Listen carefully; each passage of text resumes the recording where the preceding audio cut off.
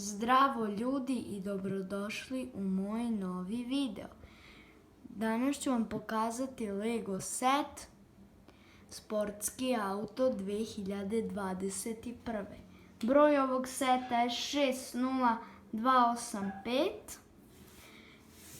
Pa da krenemo sa pregledom ovog seta.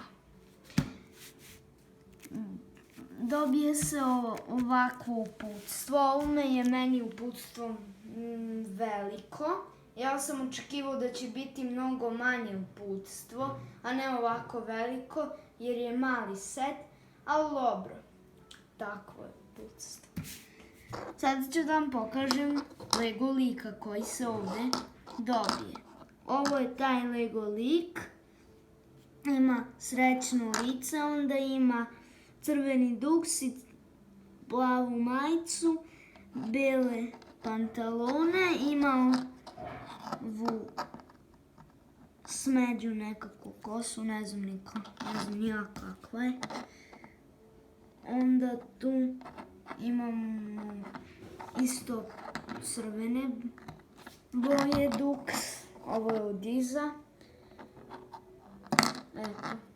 Eto, to sa likom. Sad idemo na sportski auto. Onda ima crne boje točkove, evo vidite. Tu mi fali jedna kocka, sad ću da pokažem sve što mi fali. Fali mi ova jedna ovde, fali mi ovo ovde, mi fali ovako ovde. I tu mi fali, sad ću da pokažem u uputstvu, ovo mi tu fali. A sada da vam ga pokažem. Evo unutra imamo ovaj volan i nekako tamno sivi staklo, tamno sivo staklo.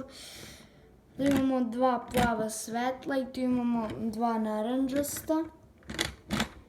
I onda ovdje imamo kao vrata, ali nisu vrata, evo ovako se uđe i tu imamo klupu. Eto, to je to što se tiče ovog seta. Hvala što ste gledali ovaj video. Ako vam se video sviđa, lajkujte i zapratite me. A do tada zdravo, doviđenja.